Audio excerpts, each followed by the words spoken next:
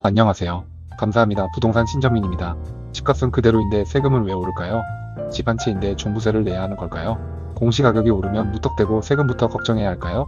오늘 영상을 끝까지 보시면 이런 궁금증들에 대한 명확한 답을 얻으실 수 있습니다. 부동산 세금하면 흔히들 막연한 두려움을 먼저 느끼십니다. 하지만 보유세의 기본 구조만 제대로 이해해도 불필요한 걱정을 크게 줄이실 수 있습니다.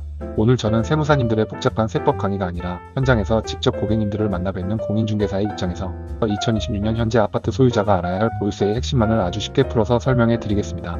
먼저 보유세의 정체부터 명확히 짚고 넘어가겠습니다.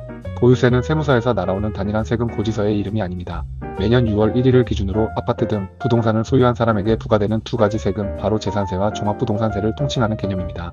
시, 구청에서 부과하는 지방세인 재산세는 7월과 9월에 절반씩 나누어 납부하게 되며 일정 기준을 초과하는 고가 부동산 소유자에게 국세청이 부과하는 국세인 종합부동산세는 12월에 납부하는 구조로 이루어져 있습니다.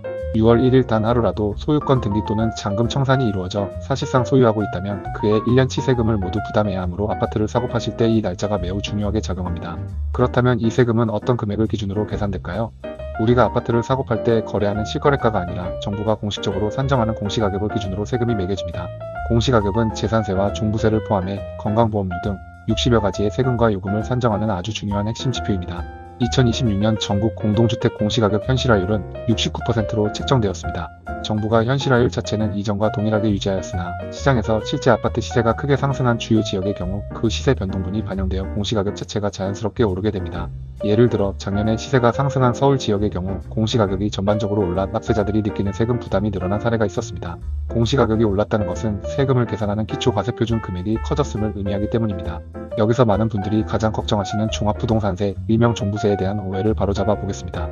아파트 한 채만 소유하고 있다고 해서 누구나 다 종부세를 내는 것은 아닙니다.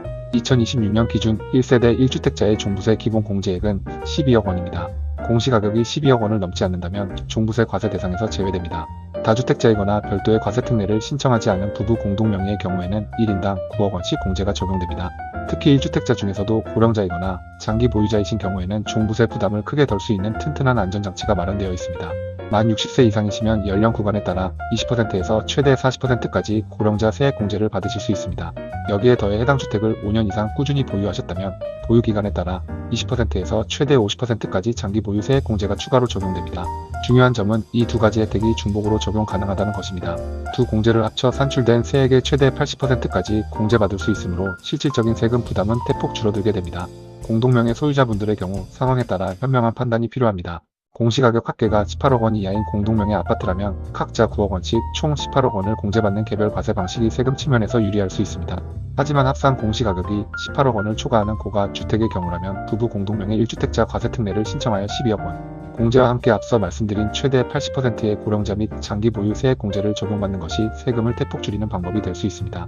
특히 최근 제도 변화로 인하여 부부간 지분율에 관계없이 부부 중 공제 혜택에 더 유리한 연장자나 장기 보유자를 납세 의무자로 선택할 수 있게 되었습니다. 재산세에서도 1주택자를 위한 혜택이 있습니다. 공시가격 9억 원 이하의 1세대 1주택자라면 재산세율이 0.05%포인트 인하되는 특례세율을 적용받습니다. 또한 세금을 계산할 때 곱하는 공정시장 가액 비율 역시 다주택자나 법인은 60%가 적용되지만 공시가격 6억 원 이하 1주택자는 43%에서 44%, 6억 원 초과 9억 원 이하 주택은 45%로 낮게 적용되어 세금 부담을 한층 덜어줍니다. 결론적으로 아파트 소유자분들이 꼭 기억하셔야 할 핵심은 이것입니다. 미디어나 뉴스에서 접하는 자극적인 단어들에 너무 불안해하지 마시기 바랍니다. 다른 사람의 세금 사례와 내 상황을 단순 비교하는 것도 큰 의미가 없습니다.